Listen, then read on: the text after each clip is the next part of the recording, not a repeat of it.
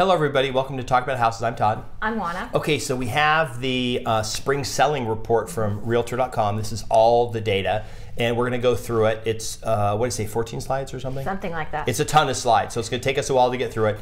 There's a ton of very interesting data, and this is why. Normally, we show you extremely boring charts that show prices just going up like crazy, inventory going down like crazy, and no foreclosures, and then we talk about the same, the same stuff in every video.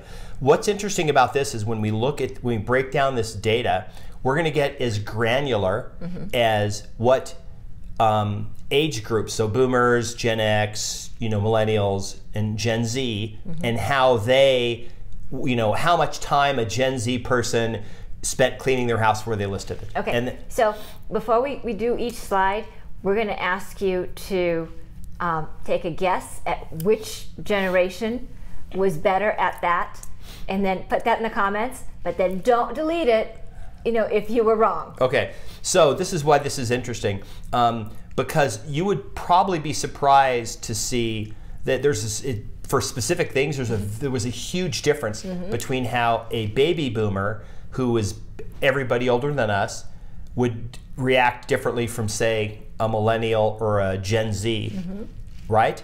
Huge differences. So we'll start with the first part of the report. We'll put the first slide up. This is the experiences of recent home sellers.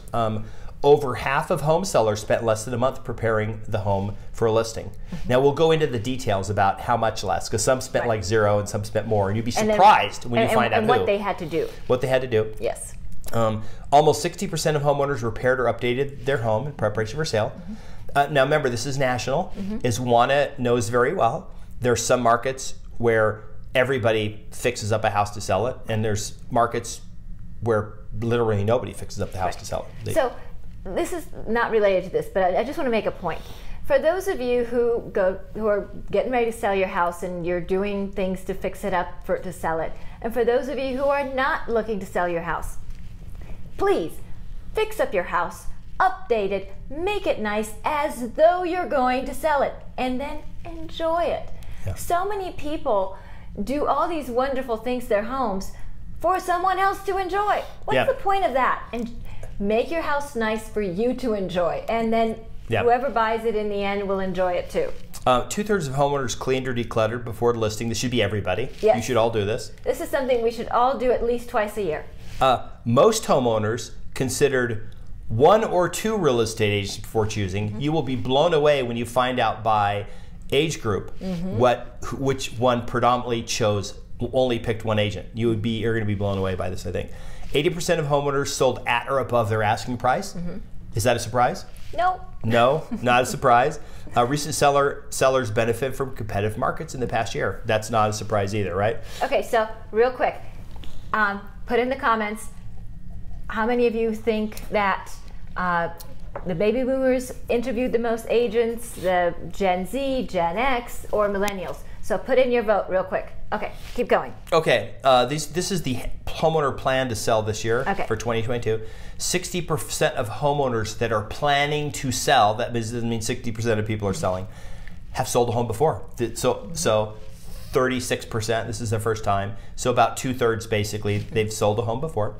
Over 2/3 of homeowners planning to sell are likely to list by August. So most people are going to list by August. We know that is probably the best time. Better than November, right? Better than a listing on Monday in November, or something like that, Tuesday, November. We have another video, we did that.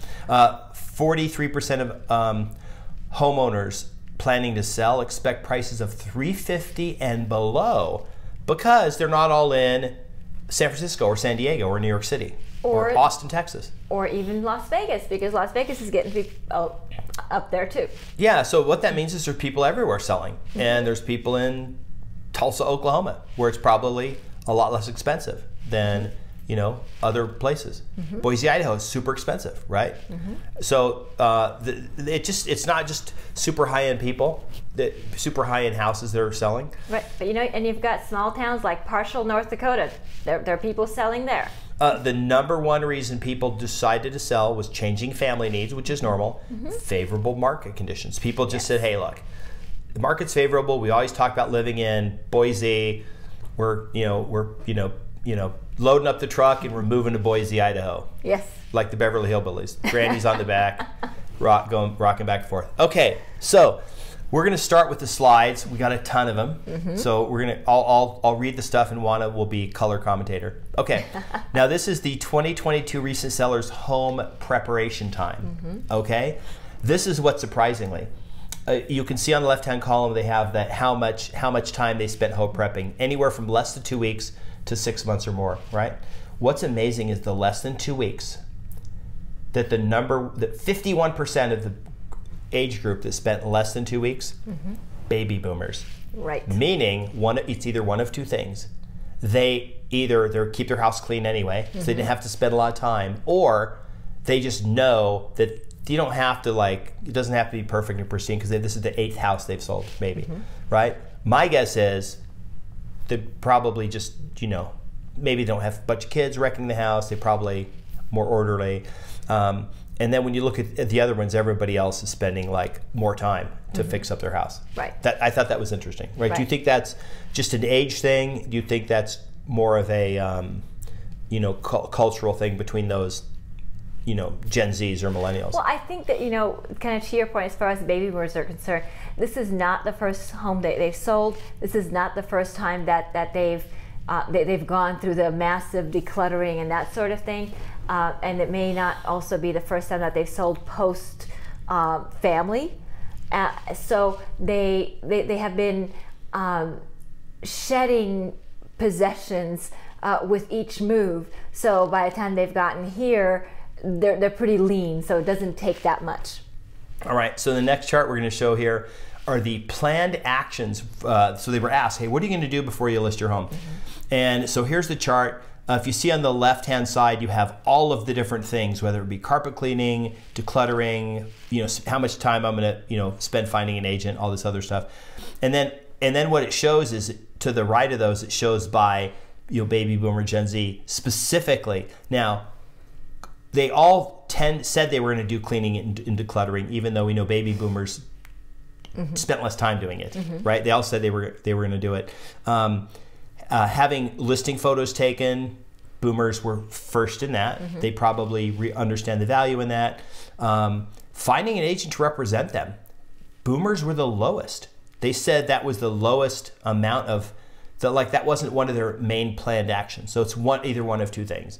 Either they already knew an agent, so they didn't have to do that, or they just, thought it was an easier thing to do. Maybe they weren't going to spend a bunch of time interviewing or researching agents or whatever. Well, I think part of that is kind of what I said before, that this is not the first home that they've sold. So maybe, particularly if they're in the same market, they're likely to maybe use the same agent on multiple transactions. So it wasn't something that they had to think about long term. Another interesting one on here is getting a 3D virtual tour done. You would think, oh yeah, it's Gen Z, and then the millennials, and then the Gen X, who are us, and the boomers wouldn't want to do that, right? But actually it's weird because the number one group is Gen X. And I think that's because Gen X is they're the consumption generation, right? And that's us. We're the consumption generation, meaning people in our generation are making high incomes. Most of us have shed most of the kids. We're still young enough to do things. So what are we? We're the ones buying the Oculus headsets, right? It's not the Gen Z and the millennials necessarily, because they don't always have the money. I thought that was interesting that you would think this would be completely inverted based on age, right? Well, I think it's maybe also because they see the value of having these images available for buyers, that maybe this is going to reduce the amount of traffic in their house, and that it's going to actually bring in more buyers that would actually make an offer on their house. So I think it's a combination of things, and maybe it's because they're also shopping for other homes, and this is something that they're finding valuable in their house shopping. So I think it's a combination of a lot of different things. Yeah. The next slide here, this is the planned home updating and repairs pre-listing. So if you look at everything on the left, is everything from touch-up painting to repairing the roof tiles and things like that, right? And then if you look to the right, it's specifically within the groups. There's two interesting things there I find very funny. Caulking. That's like when you're caulking the tub. It was by far baby boomers. Like they thought that, like having the tub caulked and having the sinks caulk around that, that's like the most important thing. Well, is that weird or what? I mean, well, I don't know that they think it was more important, or if they thought that that was something that needed to be done because that's one of the things that maybe they haven't wanted to do. It's something really simple that even somebody like me who's not very mechanically inclined can do pretty easily, and I do a pretty decent job. But yeah, it's one of those jobs that I don't want to do, and I think that's kind of it. I would much rather clean out a closet. I would much rather declutter than caulk. It's just one of those things I don't want to do.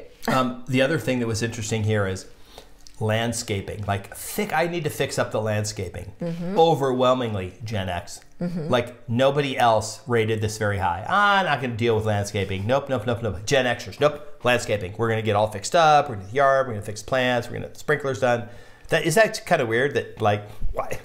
Maybe it is possible that a lot of these Gen Zs and millennials are in more starter homes, basically, or they're in condos where they don't have to do this. Boomers, same thing. They're in maybe an area that they've lived in a long time. They've already done the landscaping, and it's possible that the Gen Xers have had kids and they have grass yards.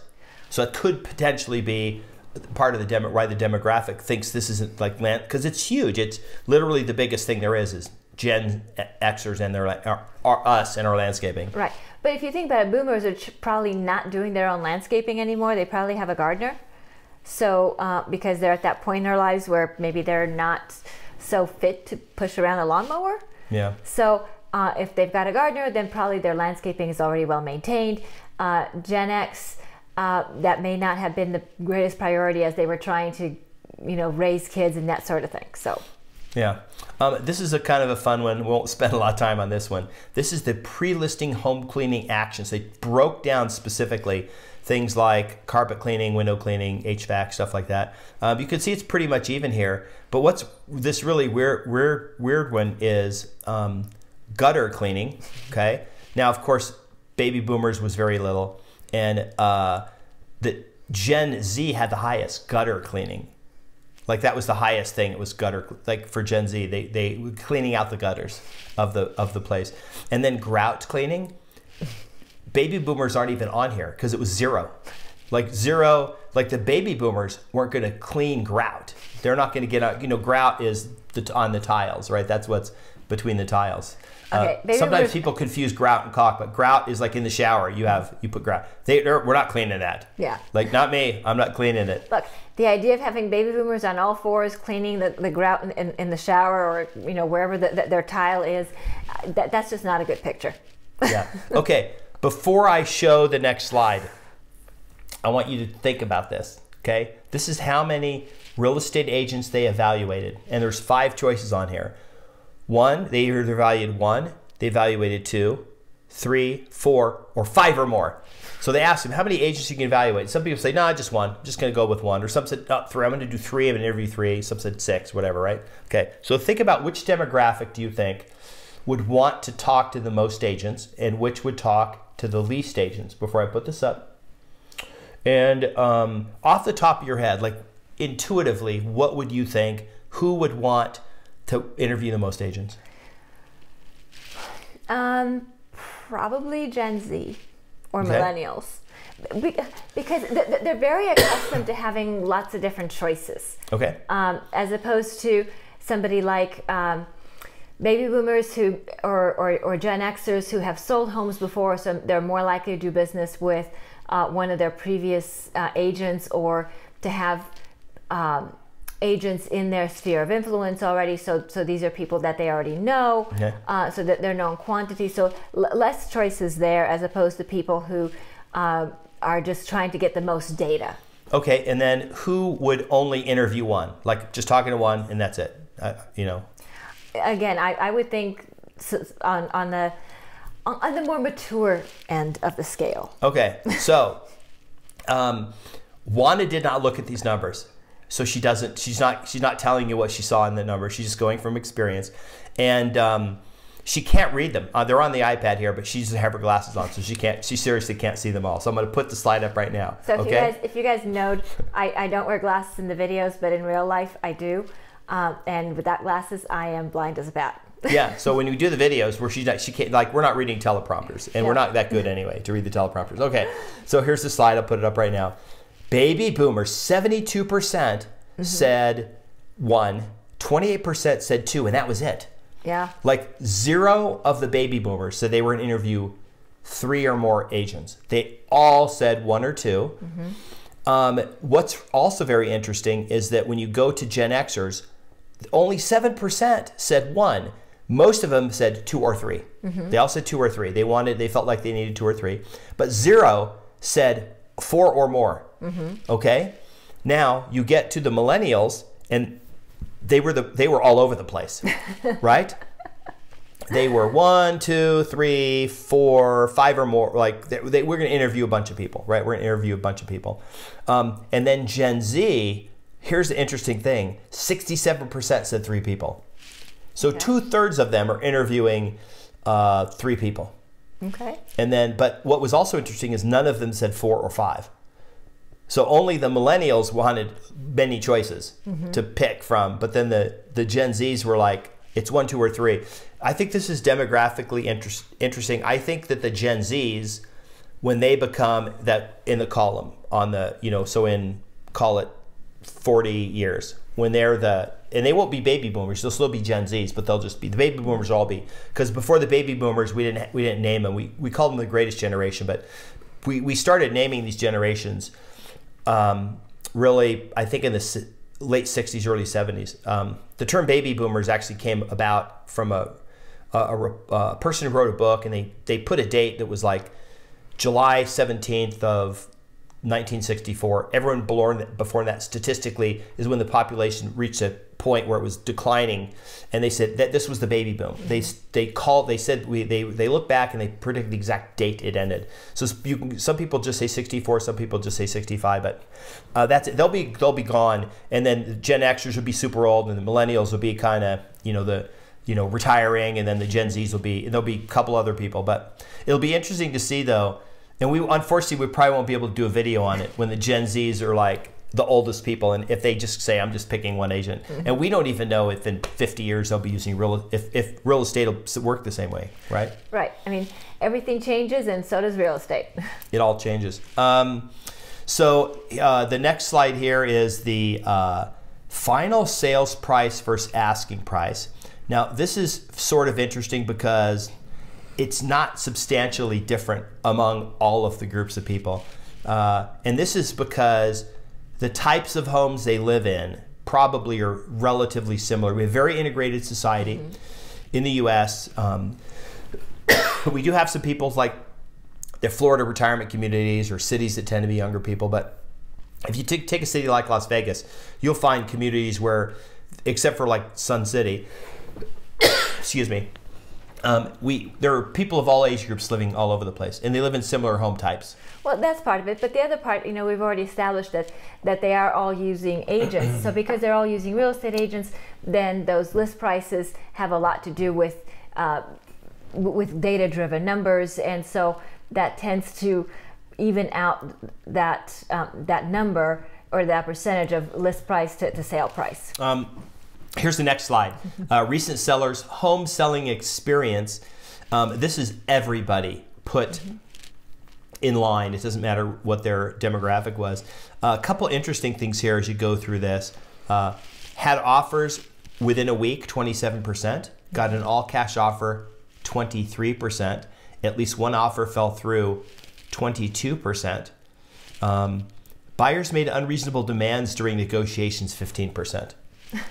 So what I think is interesting out of those numbers is the cash offers and the offers that fell out are almost the same number. Not necessarily the same people, but almost the same number. Yeah. So I thought that was kind of interesting.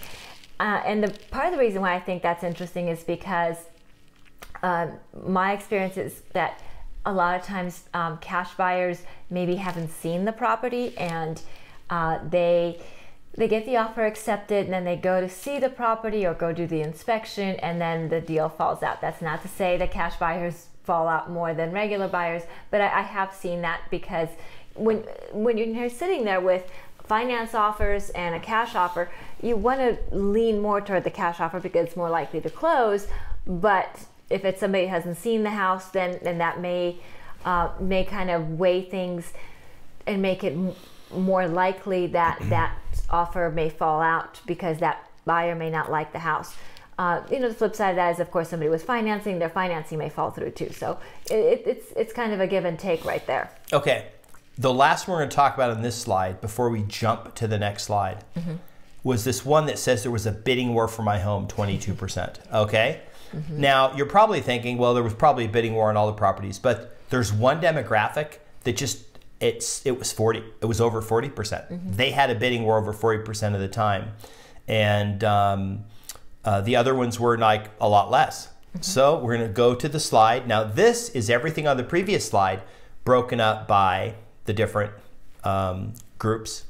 And if you look there in the middle, there was a bidding war for my home, Gen X, over 40%. And everybody else was like way less. Like, there wasn't really a bidding war, not really, but bidding war, 40%. What do you think would cause that? Like, what types of homes, the Gen Xers, who are right now between the age of 57 and 41, right? Basically. So where are they in their lives? What kind of houses do they live in, stereotypically, across the country? They're in the move-up home. They're in the move-up home. They're in the move-up home. They're in the move-up home. They're not in the starter home. They're in the move-up home. They're in their second or third home. Okay. They're in probably a larger home, probably a home that accommodates more people. Right. Very desirable for not only, they're in the key home that all investors want to have, a 3 or 4 bedroom. Right. That's not super expensive, but sometimes investors will go for more expensive homes. They tend to be in the homes with the features that people with an active lifestyle and, children and dogs and stuff like that. Right. The big yard and all the things. Right. Near parks, schools, restaurants, all the things that people with an active life and an active social life desire, particularly when you've got multiple generations living in your home. So people from the vertically challenged, as I like to call them, all the way to us. So all that whole age range. So maybe people, from elementary school all the way to college, living in there. So those are desirable areas for people to live. And these homes obviously were desirable by buyers. This is super intuitive chart. I'm going to throw it up here. This was, they had experience selling a prior home. What's really surprising me is that 23% of boomers did not have experience selling a home. Oh, that's shocking. But some of these people rented for many, many years. Remember, there were people that just grew up and rented. And I had a brother who, for the first 50 years of his life, he never owned a home, meaning he'd always been a renter. So sometimes you get people who they're renters. They end up in a home, and they end up buying a home for some reason, and then they live in it forever, for whatever reason. The other thing that surprised me is that 49% of Gen Zs had experience selling a prior home. The Gen Zs are the sort of super generation they're making way more money than any of us ever made.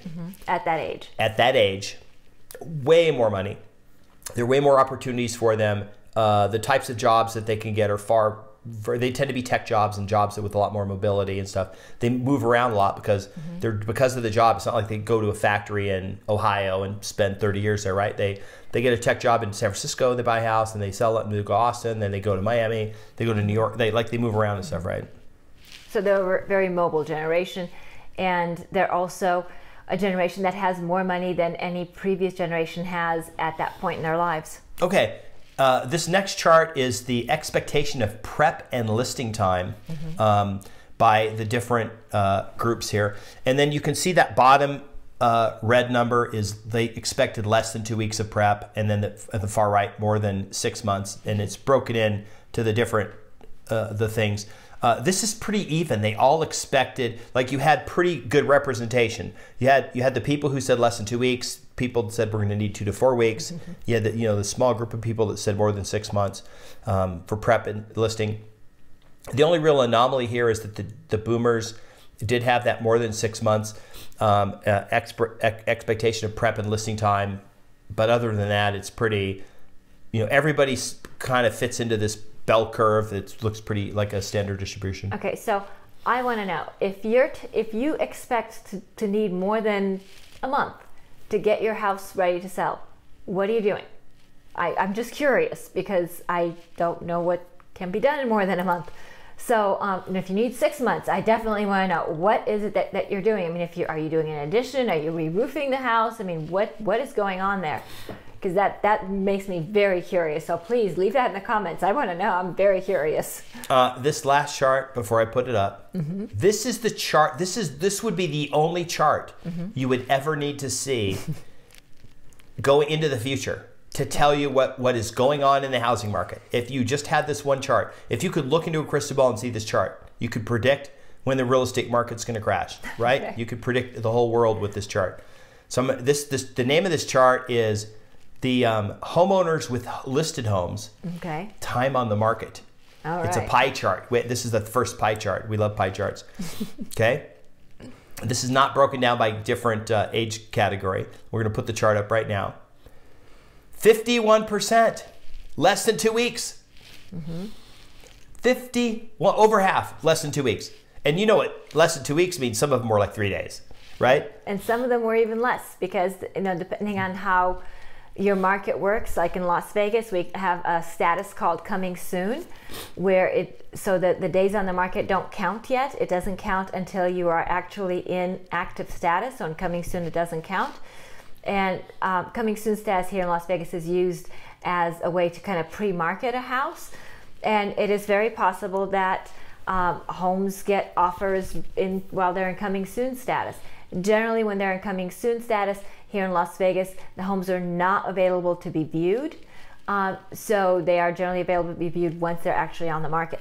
But it's not unusual for people to make offers sight unseen. So when you consider that, and then you come on the market today and you have 5, 6, 12 offers from the time when you were coming soon.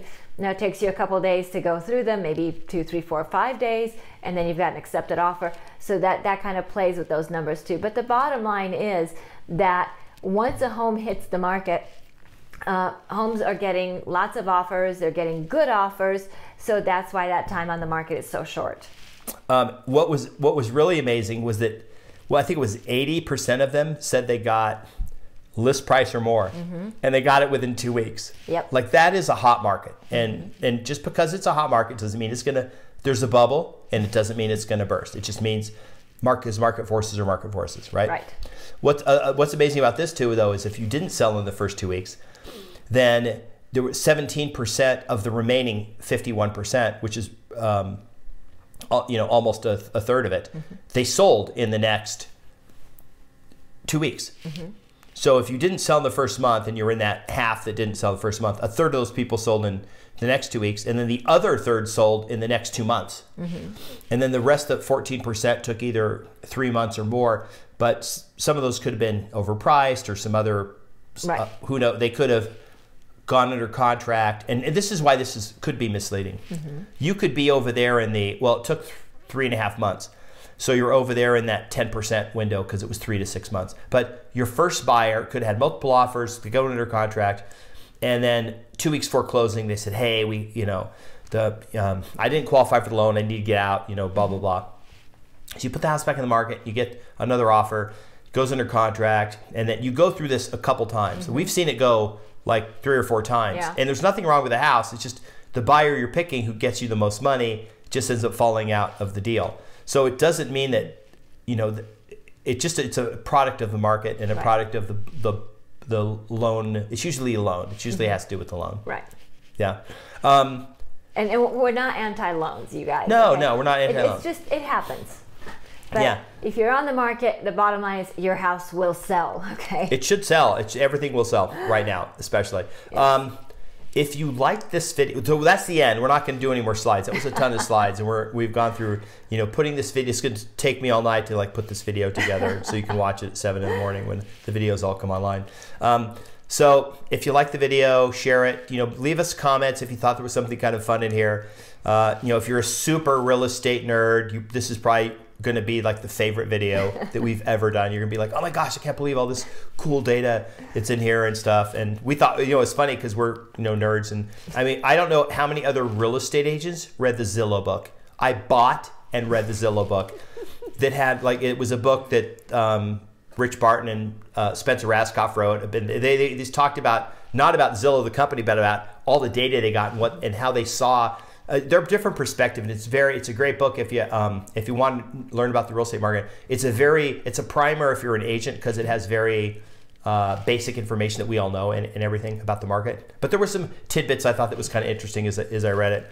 So, but you know. Thanks for watching the video. Share it, like it, leave us comments, and we'll see you on the next video. Yep, hit the notification bell.